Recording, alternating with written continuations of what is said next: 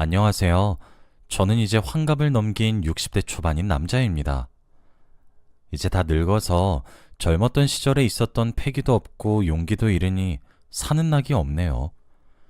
하루를 마무리하며 저녁과 함께 반주를 마시면서 사연을 듣는 것이 제게 취미라면 취미이지만 제가 살아온 인생도 누군가에게는 어쩌면 위로가 되지 않을까 하는 생각이 들었습니다. 그래서 이렇게 사연을 보내봅니다. 제가 어렸던 시절 저희 집은 정말 찢어지게 가난했어요. 가난은 저희 가정의 행복을 빼앗아갔기에 충분한 놈이었어요.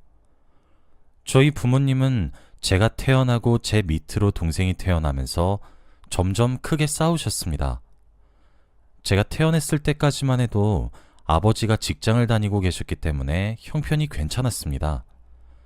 하지만 제 동생이 태어나던 해에 아버지는 직장에서 정리해고를 당하셨고 저희 집의 형편은 날이 갈수록 어려워지게 되었습니다. 하루하루 입에 풀칠하는 것조차 힘들었어요. 어머니는 식당에서 설거지를 하셨고 아버지는 막노동으로 일을 해서 하루 벌어 하루 먹고 살아야 했죠. 그렇게 가난은 저희 가정을 조금씩 잡아먹기 시작했습니다. 먹고 자고 생활하는 것에 전부 돈이 들어가는데 돈이 없으니 원래 그리 잘 살지 못했던 저희 가족은 이사를 했고 점차 집이 좁아졌고 나빠져 갔어요. 결국 방이 하나 딸려있는 반지하에서 저희 네 식구가 살게 되었죠. 그리고 아버지는 저희 가정이 왜 그런 처지에 놓여야 했는지 알지 못했습니다. 사실 그렇게 형편이 급속도로 어려워진 것에는 아버지의 공이 컸어요. 정리해고를 당하셨던 아버지는 사업 미천을 계속 마련하겠다는 이유로 얼마 가지고 있지도 않았던 재산을 톡톡 다 털어 쓰셨거든요. 하지만 손대는 족족 다 망하셨어요. 그것도 재주라면 재주겠죠. 하지만 망한 탓은 죄다 어머니의 몫이었습니다. 자신이 현명한 아내를 얻었다면 말렸을 것인데 저희 어머니가 멍청해서 그런 것이라며 사업을 시작한 것도 망한 것도 죄다 저희 어머니 탓이 되었죠. 그렇게 처음엔 폭언으로 시작했습니다. 어머니는 묵묵히 감내했어요. 아니, 감내해야만 했죠. 저도 동생도 무척이나 어린아이였으니까요. 그런 핏덩이 같은 아이들을 지키기 위해서 어머니는 감내를 해야만 했습니다. 하지만 폭언은 곧 폭력으로 바뀌었고 그 시간이 그리 오래 걸리진 않았습니다. 아버지는 막노동 일이 끝나면 늘 술에 취해왔습니다. 그날 벌어온 일급을 달라는 어머니의 말에 팔을 걷어 어머니의 뺨을 올려치시는 것을 시작으로 저희 아버지는 폭력을 사용하기 시작하셨어요. 어머니는 참았어요. 점점 몸에 멍이 하나둘 늘어나기 시작하면서도 저희에게 피해가 올까 방에 들여보내기도 했고 밖으로 내보내기도 했습니다. 그리고 아버지가 힘에 부쳐 그리고 술에 취해 골아떨어지면 저희를 집안에다 들이시고는 재밌는 동화 얘기를 해주시며 저희를 안심시켰습니다. 그게 제 나이 8살, 동생의 나이 4살이던 시기였어요. 어머니는 새벽부터 식당에 나가 설거지를 하셨고 집에서는 내내 부업을 하셨습니다. 조금이라도 더 벌어서 저희를 키우려고 말이에요. 하지만 그러는 족족 아버지는 어머니께 돈을 갈취해 갔고 어머니도 사람인지라 점점 지쳐갔어요. 아버지가 없어지길 어린 마음에 얼마나 기도했는지 모르겠습니다. 아버지가 집에 돌아오시지 않고 외박을 하시는 날이면 저희 집엔 웃음꽃이 피어났거든요. 저도 동생도 가난보다 싫었던 것이 아버지로 바뀌어 갔으니까요. 그렇게 몇 년 나이를 먹었습니다. 저와 동생이 그렇게 그나마 사람같이 살면서 나이를 먹고 성장을 하게 된 것이죠. 아무것도 모르는 채로 말이에요. 하지만 어머니는 많이 힘드셨나 봅니다. 제가 중학교에 올라가던 해였어요. 저희 집 사정은 더 나아지지도 그렇다고 더 곤두박질 치지도 않았던 상태였습니다. 세월이 지나가면서 아버지는 정신을 차리기는커녕 더욱 못돼지셨습니다. 점점 저희 어머니의 몸은 멍으로 뒤덮여갔죠. 그날 하루는 밖에서 무슨 일이 있었던 것인지 몰라도 화를 씩씩 내면서 돌아왔고 집으로 돌아오시자마자 설거지를 하고 계시던 어머니의 머리채를 잡아 바닥에 내동댕이 치신 후 뺨을 때리셨습니다. 저와 동생이 말렸지만 머리끝까지 술에 취한 아버지를 말리는 것은 어린아이들의 힘으로는 역부족이었습니다. 어머니는 저와 동생이 다칠까 염려하며 방으로 보낸 뒤 문 앞을 지키셨고, 아버지는 그런 어머니를 못마땅해 하며 폭력을 휘두르셨습니다. 저와 동생은 서로를 꼭 끌어안고 방에서 덜덜 떨었어요. 문 하나를 사이에 두고 어머니의 비명소리와 울음소리, 그리고 아버지의 고함소리가 들려왔고, 이 악몽이 얼른 끝나기를 비는 것 말고는 더 할 일이 없었죠. 그때 현관에서 소리가 났고 경찰이 왔더군요. 이웃집에 사시는 할머니와 할아버지께서는 저희 집을 참 딱하게 여겨주셨어요. 피가 섞인 것도 아닌데 반찬을 하나 하셔도 저희 집에 가져다 주시면서 고생이 많다고 저희 어머니를 위로해주곤 하셨어요. 그리고 저희도 정말 손주처럼 예뻐하셨고요. 그래서 그런지 이웃집에서 저희 어머니 비명소리를 듣고 바로 경찰에 신고를 했더군요. 그렇게 겨우 싸움이 일단락되었고, 아버지도 경찰을 보고 나서야 꼬리를 내리시고 주무실 준비를 했습니다. 그리고 그날을 전 잊을 수 없었어요. 그날 새벽이었습니다. 자고 있던 도중 화장실이 가고 싶어졌어요. 그때는 겨울이었고 이불 속은 그나마 따뜻했기 때문에 머릿속으로 고민하고 있었습니다. 그런데 살금살금 걷는 소리와 부스럭거리는 소리가 들려왔어요. 슬며시 눈을 떠보니 어머니가 커다란 가방에 짐을 싸고 있었습니다. 어렸지만 전 본능적으로 알았습니다. 오늘 저녁에 있었던 일은 어머니께 결심을 서게 할 정도로 큰일이 되었고, 이젠 어머니가 견디는 것에 대해서도 이미 지친 상태란 것을 말이에요. 동이 트지도 않아 깜깜한 방에서 어머니는 천천히 조금씩, 하지만 빠짐없이 간단하게 짐을 꾸렸어요. 저도 어렸습니다. 겨우 14세 나이였으니까요. 하지만 어렸던 제가 보기에도 어머니는 벅차 보였어요. 어머니의 뒷모습을 보고 있자니 어머니를 차마 붙잡을 수 없었어요. 저는 어머니를 사랑해서 함께 있고 싶지만 그래도 어머니가 행복했음 했거든요. 어머니가 짐을 싸는 것을 보면서 저희를 두고 떠나신다는 사실을 알게 되었고, 그 결정을 막아야 하는 것이 무서웠습니다. 어머니는 깜깜한 방에서 제 시선을 느꼈는지 저를 돌아보셨고, 우리 모자는 눈을 마주치게 되었어요. 어머니는 흠칫 놀란 이후 제 눈을 피했습니다. 엄마, 꼭 행복하게 살아야 해. 제 말에 엄마는 눈물을 흘리며 미안해. 엄마가 미안해. 엄마도 너무 힘들어. 이제 내가 미안해. 하며 흐느끼셨습니다. 그렇게 동이 트기 전 저는 어머니를 배웅했고 그렇게 버려졌습니다. 하지만 어머니가 원망스럽진 않았습니다. 어렸던 제가 인지할 수 있었던 나이부터 기억나는 장면들의 대부분에선 어머니의 비명소리가 들려왔고, 오랜 세월 어머니는 폭력에 노출되어 있는 약자였으면서 저와 동생을 지키기 위해 강자가 되어야만 했고, 해가 지나고 날이 지날수록 어머니의 몸에는 문신처럼 멍이 하나둘 새겨지고 뼈에 금이 갔던 사실을 저는 알고 있었으니까요. 동생은 어머니를 찾아 울면서 헤매었지만 그런 동생을 저는 안아서 다독여줄 뿐 울지 않았습니다. 이제 어머니 대신 동생을 지킬 사람은 저 하나였으니까요. 아버지는 어머니가 집을 나가셨음에도 정신을 차리지 못했고 꾸준히 행패를 부리셨습니다. 그리고 사라진 어머니 대신 제가 타깃이 되었어요. 제가 그나마 다행이라고 생각했던 점은 제가 남자란 이유였습니다. 저는 성장기였고 그 폭력을 견딜 수 있는 신체를 가졌고, 해가 갈수록 힘이 세져서 폭력적인 아버지를 제압할 수 있게 되었으니까요. 그랬더니 아버지는 저보다 4살 어렸던 동생을 걸고 넘어지셨죠.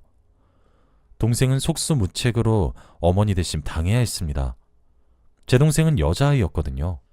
중간에서 제가 많이 제재를 한다고 했지만 동생을 구하는 것은 역부족이었어요. 아무리 제가 최선을 다해도 제 눈을 피해 동생을 때리면 알 수가 없었죠. 어머니가 사라지면서 모진 말들을 정말 수도 없이 들었습니다. 제가 아버지를 제압하기 시작하면서 저는 한 가지 목표가 생겼어요. 저는 공부를 곧잘 했지만 대학 진학은 꿈도 꾸지 않았고 하루빨리 저 지긋지긋한 아버지 집에서 여동생을 데리고 탈출하고 싶다는 것 뿐이었습니다. 얼른 어른이 되고 싶었고 하루빨리 돈을 벌고 싶었어요. 실업계 고등학교에 진학을 했고 고등학교 2학년, 즉 18살이었던 해부터 저는 취업계를 내고 공장에서 일을 했습니다. 그때도 도와주신 분들이 이웃집 할머니와 할아버지셨습니다. 제가 일을 하게 되면서 동생 옆에 붙어있지 못한 날이 오게 되면 할머니와 할아버지 집에 동생이 숨어 지냈어요. 그렇게 뭐에 쫓기는 듯한 삶을 살아가면서 돈을 모았습니다. 쥐꼬리만한 돈 모아봤자 티끌 모아 티끌이었지만 아득바득 모았습니다. 그렇게 1년을 모았더니 보증금 하나 얻고 살 수 있을 돈이 모이더군요. 좋은 것은 아니었지만 말이에요. 이웃집 할머니와 할아버지께 감사하다고 몇 번이나 인사를 드리고 아버지가 집을 비운 낮을 통해 비밀스럽게 집을 얻어 독립을 했습니다. 아버지가 동생을 찾아올까 싶어서 동생은 학교도 자퇴하고 검정고시를 준비했어요. 저는 어머니와 아버지를 대신해서 동생을 번듯하게 키우고 싶었어요. 부모도 가난도 우리 남매는 아무것도 선택하지 않았고 그저 운이 없이 그렇게 태어난 것이 죄라면 죄인데 왜 하필 우리여야 했던 것이고 난 왜 힘이 없어서 어머니를 지키지 못했고 동생도 지키지 못할 뻔했던 것인지 억울했고 동생만큼은 제가 살아오면서 받은 손가락질들과 가슴에 빗으로 박혀올 욕들을 듣게 하고 싶지 않았습니다. 돈을 벌면 정말 최소한의 생활비를 제외하고는 동생의 학업에 지원했어요. 동생도 제 마음을 곧잘 읽어냈던 것인지 열심히 학업에 매달렸죠. 검정고시를 일찍 봐서 졸업 여건을 가지고 있어서 그런 것인지 남들보다 일찍 수능을 칠 수 있었고 나름 상위권의 국립대학에 재학할 수 있게 되었습니다. 제 20대는 여동생의 학업을 위해 쏟아부었고 30대는 여동생의 결혼 자금을 위해 쏟아부었어요. 여동생은 잘 자랐고 좋은 사람을 만났으며 괜찮은 직업을 가졌고 행복한 가정을 꾸렸습니다. 저는 여동생에게 부채감이 항상 있었습니다. 어머니에게 버림받았던 동이 트지도 않았던 그 새벽, 아마 제가 눈물로 호소하면서 가지 말라고 어머니를 붙잡고 늘어졌으면 어머니는 제가 눈에 밟혀서 가시지 않으셨을지도 몰라요. 하지만 저는 어머니의 고통을 어렸지만 이해했고 그래서 배웅했어요. 여동생은 어머니에게 버림받은 건 저와 같지만 어찌 보면 저도 어머니가 버리는 것에 대해 침묵했고 동조했으니 한몫했단 생각이 들었습니다. 어머니를 배웅한 이유로 쭉 말이에요. 심지어 어머니와 저를 대신해 가장 약자였던 여동생이 아버지의 폭력에 노출되었을 때 그 모든 것이 저와 어머니의 탓이 된 것 같은 기분이 들 수밖에 없었죠. 그래서 저는 제가 여동생의 아버지가 어머니가 그리고 오빠가 되어주기로 스스로와 약속을 했어요. 평생을 여동생을 위하며 살기로 말이에요. 저는 아버지의 폭력을 보고 자랐기에 연애는 물론 결혼을 할 생각도 없었기에 가능한 일이었죠. 고작 4살 차이가 나지만 정말 성심성의껏 동생을 키웠습니다. 동생은 착하고 마음이 고와서 잘 자라주었던 거고요. 그렇게 아이도 낳고 잘 살고 있죠. 조카인 아이들도 무럭무럭 자랐고요. 그러다 제가 50이 되던 해에 누군가 저희 집을 찾아왔더군요. 여든은 훌쩍 넘어 보이는 어느 할머니셨습니다. 세월이 수십 년은 좋게 흘렀지만 누군지 단번에 알아보겠더군요. 제 어머니란 사실을 말이에요. 저희는 이웃집 할머니, 할아버지를 제외하고는 그 누구와도 연락을 하며 지내지 않았습니다. 일가 친척도 없었고 아버지를 뵙기도 싫었거든요. 아버지는 그 사이에 돌아가셨는데 저와 여동생은 장례식장도 찾지 않았어요. 저희 어머니는 아버지가 돌아간 소식을 듣고 저희를 찾으셨다고 합니다.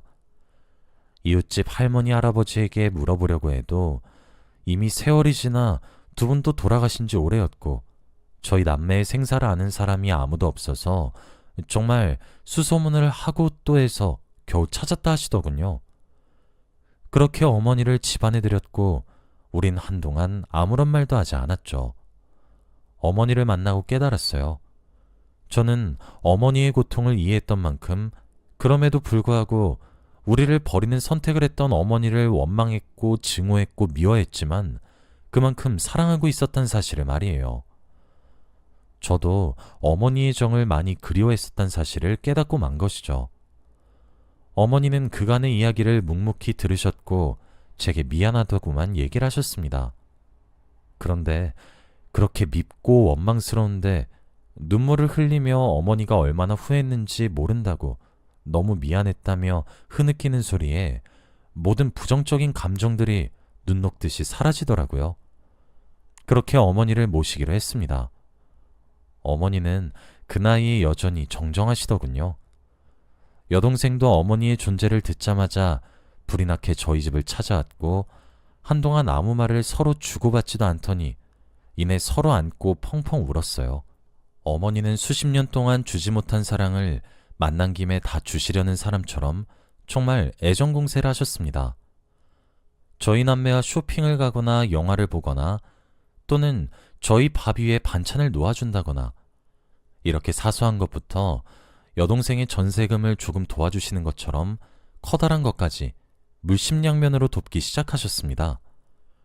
아침에 눈을 뜨면서 저희를 생각했고 밤이 되어 눈을 감으면서도 저희를 생각했어요. 그런 어머니의 사랑과 관심이 부담스럽고 불편하면서도 내심 싫진 않았죠. 그렇게 어머니는 12년을 꼬박 장수하시면서 그렇게 뒤늦게 양껏 사랑해보고 챙겨보시고 난 뒤 하늘나라로 가시게 되었습니다. 어머니를 만난 이후 저희 집에 모시고 살면서 그나마 제가 살던 집이 사람 사는 냄새가 나는 듯 했는데 이제 저는 다시 혼자가 된 것 같아요. 저는 그럼 아버지 밑에서 자랐던 아들이기에 제 아이에게도 그런 아빠가 될까 싶어 결혼을 하지 않았었는데 이젠 그게 조금 후회로 돌아오는 것 같기도 합니다. 하지만 제가 키운 것과 다름없는 여동생이 잘 살고 있는 모습을 보면 괜찮아지기도 하죠. 어머니를 그렇게 보내고 난 이후 집 곳곳에 어머니의 손때가 묻은 것이 또 저를 힘들게 하네요. 그래서 혼자서 저녁을 맛있게 차려 술을 한 잔씩 마시는 것이 습관이 된 것 같습니다. 아버지가 항상 술에 취해 집에 들어오는 사람이었기에 죽어도 술을 입에 대고 살지 않았는데 역시나 피는 못 속이는구나 싶다가도 자조스러운 웃음이 나오곤 그러네요. 그래도 이제는 어떠한 의무감도 책임감도 벗어던진 상태라서 자유롭다는 생각이 더 많이 듭니다. 여동생도 이제 챙겨줄 필요가 없어 제가 돌봐야 했던 어머니도 하늘의 별이 되셨으니 이제 제 한 몸을 건사하기만 하면 되는 것 같네요. 그래서 그런지 후련하다는 생각도 참 많이 들어요. 생각해보면 제 팔자는 왜 이렇게 기구했는지 모르겠습니다. 그래도 이번 생은 여한이 없습니다. 여동생 하나만큼은 그래도 행복하게 사는 것 같아서요. 저도 이번 생의 보상으로 다음 생이 조금은 더 행복했으면 좋겠어요. 그리고 인생 100세 시대라고 하는데 환갑이 넘은 제게는 이제 고작 남아봤자 40년도 채 되지 않은 삶이 남아있을 것 같아요. 제 나이 60평생을 남에게 바치며 살았으니 이젠 조금 늦었지만 저를 위해 살아볼까 싶어요. 뭐부터 해야 하는 것인지 아직 정하진 않았지만 차차 정해가야겠죠. 여기까지가 제 이야기입니다. 제 이야기를 끝까지 들어주신 분들 중에서도 자신의 팔자가 기구하다는 생각을 하시는 분들이 있으실 것 같습니다만 저는 그런 분들께 삶의 목표를 꾸준히 가지라고 응원을 해드리고 싶어요. 아마 저도 제 여동생이 삶의 원동력이 되지 않았다면 삶이란 것 자체를 포기했을지도 모르겠습니다. 저는 많이 불행했지만 그래도 어머니를 다시 만나 함께 사는 12년은 정말 행복했습니다. 인생에 내리막길만 있을 거라 믿어 의심치 않았지만 오르막길도 있다 싶었거든요. 제 이야기가 힘든 시기를 보내는 누군가에게 위로가 되었으면 합니다. 여러분들도 힘들고 우리 모두 힘들지만 그래도 삶의 목표를 잃지 말자고 다짐하고 그렇게 지내다 보면 우리에게도 오르막길이 펼쳐질 거니까요. 긴 이야기를 끝까지 들어주신 분들께 감사하다는 말씀을 드리고 싶고, 우리 모두 각박한 이 인생을 모두 잘 이겨냈으면 하네요. 모두 화이팅 하시길 바라며 글을 이만 마치겠습니다. 여러분들도 행복하시길 바랍니다. 감사합니다.